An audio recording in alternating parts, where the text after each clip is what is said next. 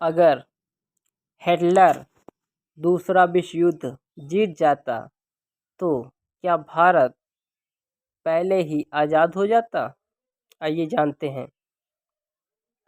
Hitler के पास क्षेत्रीय विस्तार की एक प्रमुख महत्वाकांक्षी थी, जो काफ़ी हद तक जर्मन लोगों को फिर से एकजुट करने की उसकी इच्छा और लेबेसाराम रहने की जगह की खोज की प्रेरित किया, जो जर्मनों को आर्थिक रूप से आत्मनिर्भर और सैन्य रूप से सुरक्षित बनाने में सक्षम बनाती थी। ऐसे लक्षणों का जर्मनी के भीतर कई लोगों ने समर्थन किया, जो वर्साई संधि की कठोर शर्तों से नाराज थे, जिनसे प्रथम विश्व युद्ध को समाप्त कर दिया था।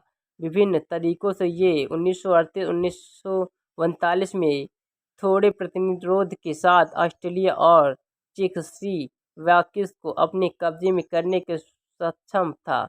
फिर 1 सितंबर 1939 को जर्मनी ने पोलैंड पर आक्रमण किया। जैसे ही ये घटना होने पर फ्रांसीसी और ब्रिटिश सैन्य समर्थन की गारंटी दी गई थी। 2 दिन बाद दोनों देशों ने जर्मनी पर युद्ध की घोषणा की।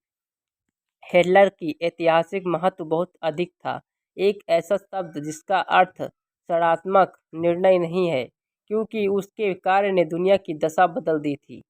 वो द्वितीय विश्व युद्ध शुरू करने के लिए जिम्मेदार था, जिसके फलस्वरूप 50 लाख से अधिक लोग मारे गए थे। इनका पूर्व, मध्य और बल्कि यूरोप में सोवियत संघ की शक्ति के विस्तार को भी बढ़ावा दिया, एक साम्यवादी आंदोलन को अतः चीन में नियंत्रण हासिल करने में सक्षम बनाया और पश्चिमी यूरोप से दूर संयुक्त राज्य अमेरिका और सोवियत संघ से वो सत्ता के निर्णायक बदलाव को चिन्हित किया।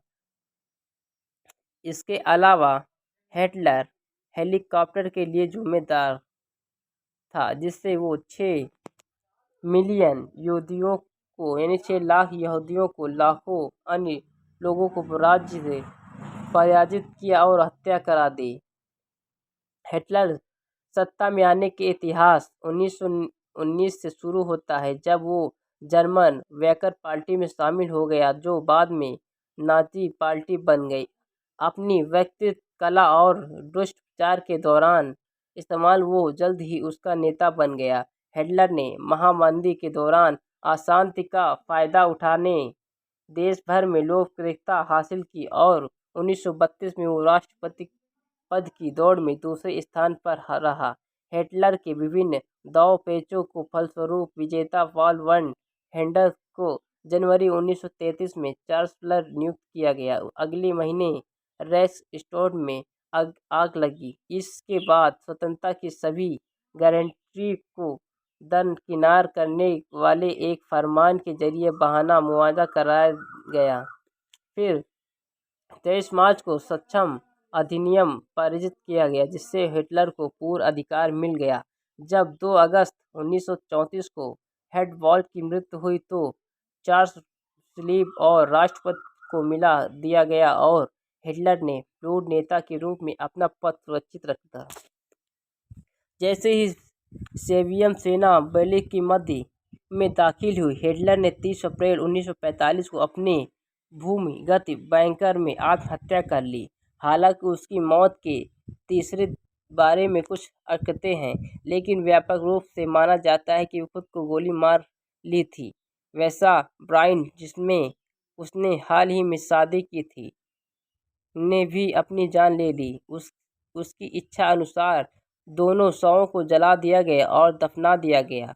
हालांकि लगभग तुरंत ही पोलैंड के सिद्धांत शुरू हो गए। सोवियत ने शुरू में दावा किया कि वो हिटलर की मौत की पुष्टि करने में असमर्थ है और बाद में अफवाहों को फैला दी कि वो जीवित है।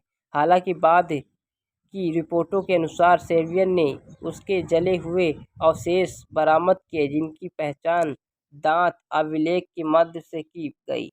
हिटलर के शरीर को गुप्त रूप से दफनाया गया, फिर से उसे खोद कर निकाला गया और उसका अंतिम संस्कार किया गया, जिसकी राख 1970 में बिखेर दी गई।